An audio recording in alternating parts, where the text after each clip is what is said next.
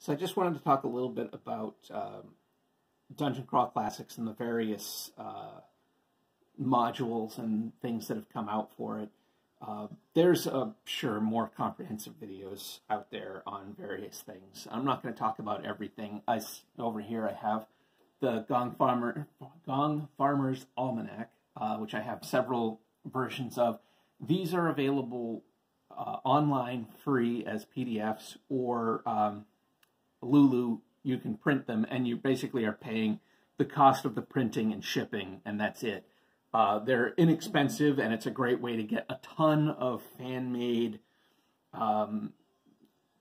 adventures and classes and items and charts and various things like that. There's lots of cool and weird things that people have done, and if I read through this whole thing, which did not cost me very much money, if I read through this whole thing and I pull out one or two really useful bits now, and who knows, maybe later I'll find other useful bits, then I think it's well worth it. I really, in here, there's using skeletons as a class in I think it's in this issue, it might be in the second one, which I want to do so bad. I want to, and I think I may do that coming up, put a situation where if a character dies, they have the chance to come back as a skeleton and run through as a skeleton. I think that could be a really weird twist on things, so I'm going to check that out at some point.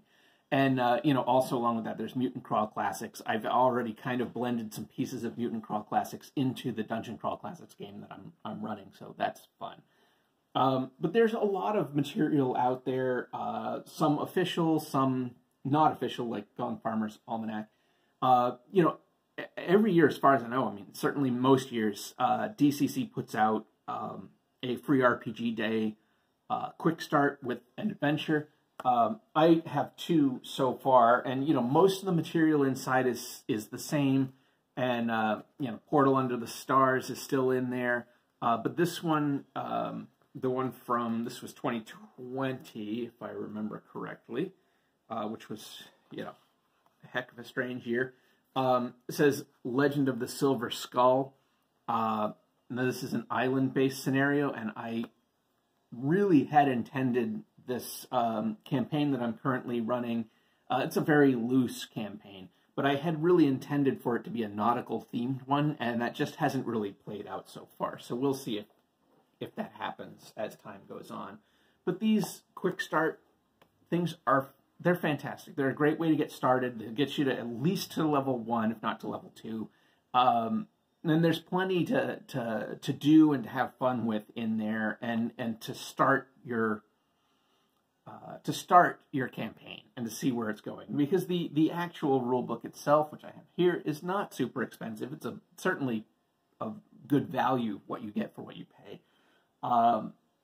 But, you can try it and see if you're going to have the fun with it that I've been having. So, also in there, I have picked up some other scenarios. As I mentioned in another video, I used the 2 scenarios from this book to start a campaign, at the time just with 1 player. And I expanded things to 2 players, and we went through... So I laid some hints for Sailors on the Starless Sea, but they hadn't really gotten to this until just last week. And I don't know that they know that that's what they're doing, but whatever, that's fine. But we had done Doom of the Savage Kings. Now, I can't leave anything alone. I'm trying to run from published scenarios, and I'm trying to be good and not go crazy with prep and everything, and not try to rewrite the whole thing from the ground up, which is my usual way of doing it. I'm trying really hard to just to kind of run out of the book, but I did make a few changes. I started things earlier. I actually had them go on a journey to get to the village that this sort of starts in. And so that ended up taking a lot longer than I had originally thought. So the journey itself was several sessions. There were multiple combat encounters. There were strange things going on, decisions made, and things explored. So that ended up being quite a bit of fun. Some overland travel to get there. And when they actually got to the city, I did rearrange some things, where there's a sort of introductory encounter that I don't super love in this scenario, because I kind of like the idea of everybody coming into town and discovering the sort of secret and the horror and what's happening in the town. But it really sets you up with having this potentially very deadly encounter right at the start, and it's a good way to alienate the village, to make major enemies, to get a total party kill. It seems a little crazy to throw that at the very beginning. And, that can also have its own level of fun as well. So great. But anyway, I meddled with it a little, but it's still a cool scenario. And then Sailors in the Starless Sea. This is actually a level 0 funnel adventure. I'm using it now. The PCs are a range of. We introduced some level 0 characters with a new player, but there are a range of level 0, level 1, and level 2, all kind of going into this. And we'll see how that plays out. I've modified things a little bit, but not too much. So we'll see how that all plays out. But I thought that this was an excellent adventure. A couple of things that I tweaked, but I still think that this is an excellent adventure. And I like that this is, in a way, it's sort of sandboxy. And it also sets up what could be, depending on how things play out. You could use the town as a great basis for other scenarios, or as their town. If you're going to try to do a West Marches scenario, the town presented in here could become their new home base, and they could travel out and explore from there. I think that could be a lot of fun. Actually, when I started the campaign that I was running, it was with an idea that I would end up running it as a West Marches style, but that did not pan out so far. Not to say it couldn't evolve into that at some point, but it doesn't seem likely at this point. So anyway, here's a couple of scenarios out there. I've given serious thought to bringing people underground into this journey to the center of Earth. I love underground kingdoms and stuff. That stuff is great. Hollow Earth, all that kind of business. So I've thought about bringing them into this. That they have a possibility of doing that soon. I'm going to give them some hints if they want to follow that. There's also this one here, Neon Knights, which is I've seen around quite a bit. I didn't realize when I picked this up that this is actually connected to the Purple Planet, which unfortunately, by the time I was really getting into Dungeon Crawl Classics, was pretty much unavailable. Without paying stupid collector prices, which I don't have any intention of doing. I'm hoping maybe at some point they'll reprint it in a hardcover, or like they've done with at least one other scenario. But even disconnecting this from the Purple Planet setting, I think that you could have a lot of fun with this. And my plan is there's an option in here where you don't run it all at one time. It talks about just using bits and pieces of it over time.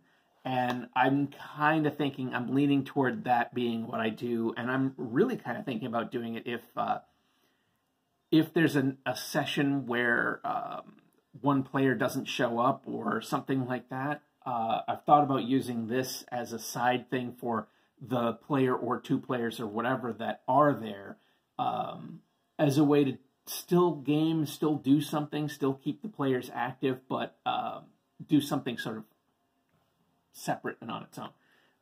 Anyhow, so that's Neon Knights.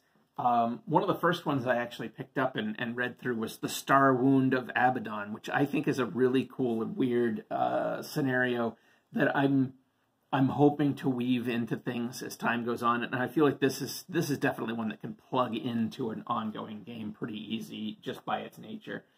I haven't read Beyond the Black Gate yet. I read through Creep, I can't even read it. Creep, Scrag, Creep, which is a horror scenario, and man, is it. It's a level 0. This is brutal. I imagine this being a good one for like con games where you're expecting everybody to be dead by the end. I think it could be an interesting way to start off a campaign if anybody makes it out alive, but it is brutally deadly. I have thought if I was going to use it as the start of a campaign, my thought would be tone down a little bit, because there's definitely a lot of like arbitrary kills in it. And I think there's a way you could kind of cut the arbitrary kills down a little bit and make it a little more survivable. Not that you necessarily want your level 0s to be super survivable, but, you know, you want a couple of characters to come out the other end. Also, I think that there's real potential to end up, I photocopy that, to, you know, where if you messed around with it, I could see the group coming out with a ship at the end of it, which could be its own cool way to do things. So with my aim at more nautical themed stuff that I then haven't used, there's also Shadow Under Devil's Reef, which is another one of their horror scenarios. It's essentially, you know, it's Dungeon Crawl Classics meets Shadow over Innsmouth. So, yeah, have fun with it, as you will. Moon Slaves of the Cannibal Kingdom. This, I feel like, is kind of DCC's answer to Isle of Dread. It's kind of a hex crawl island exploration. You're in a place that is sort of Skull Island from the King Kong, and it has some other things in there too. But anyhow, it's cool. Sea Queen Escapes. This has some real potential. Again, keeping with the nautical theme, I think. If you want to get into, like, you know, a really twisted undersea kingdom business, there's it's almost a little Atlantean vibe to it. A classic which I actually played through at Free RPG Day a couple of years back. The guy had run Portal Under the Stars, and then he ran us through Frozen in Time. This one is a very popular one. People talk about this one a lot as being one of the really solid scenarios. And I think it's cool. I also like that it does the DCC thing of really meshing and making that 70s genre blending that was so big in the early days of D&D, but also in movies like Wizards and stuff like that, where it's like, is it medieval European or is it super far future, like the Dying Earth? You know, you have alien spacecrafts and wizards. It's really bizarre. And so, you know, hey, great. Lean into it as far as I'm concerned. I've heard cool things about this one. The One Who Watches From Below. I haven't really read this yet, so I'm not sure on this one, but some of the synopsis sounded pretty neat.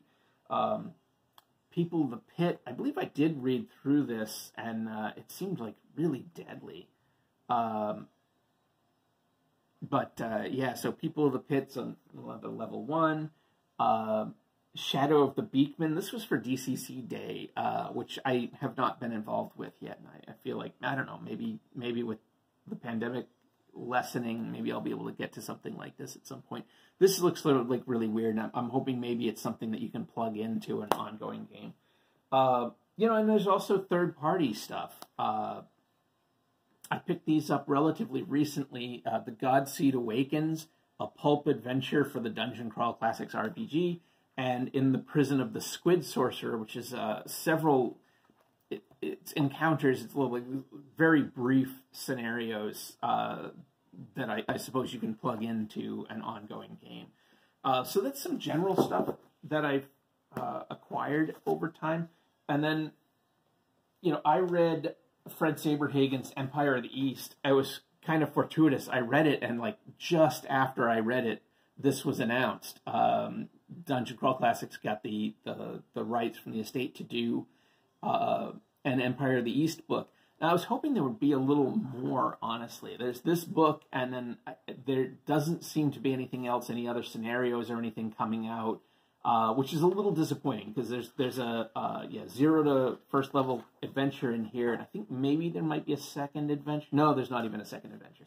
So I would have liked to have seen more, unless this is, there is. There's at least 2 adventures then.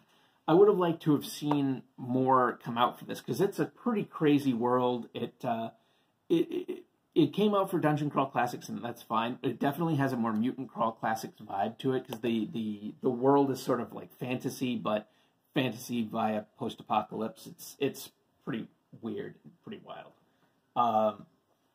And then the big one, that this is sort of my dream game, is the Lankmar.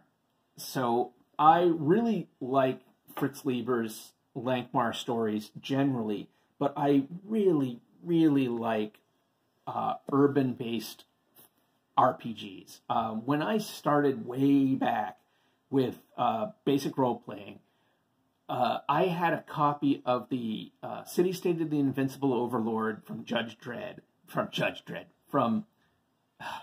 Guild. I wish it was from Judge Dredd. That'd be fantastic. From Judge's Guild.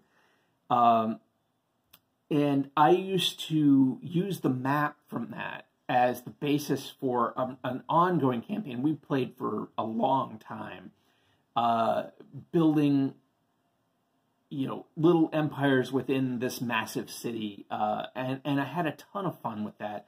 And I've always kind of wanted to revisit that and do an urban-based fantasy game. And so Lankmar is just, it really hits that place for me. And I very much want to, there's a whole bunch of these scenarios. I've read a couple of them. I want to read some more, but I haven't been pushing to read more because we're not doing Lankmar. That's not what's happening right now.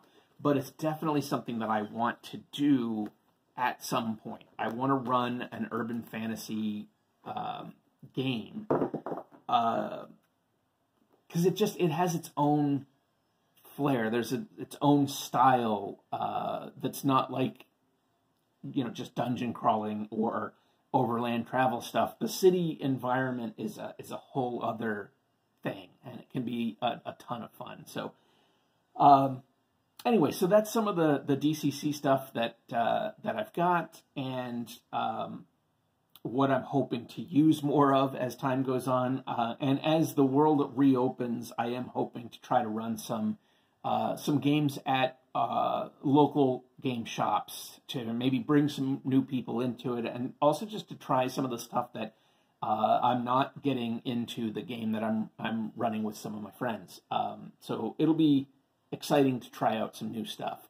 This is a game that I feel like, even though it's not my normal thing, Call of Cthulhu is my usual bag, or some kind of science fiction, like the Alien RPG or something like that. That's really more my usual go-to. But DCC is just, it's a real special brand of insanity. It's like a fantasy version of paranoia, but with its own twists. So I'm really hoping to bring some more people into it and just to try out more of it. So, hey, usual stuff. Check out the links below. I'll link to some of this stuff, and to my writing and all of that. I could always use some ratings and some reviews on that stuff. Yeah, thanks a lot for tuning in. Take care.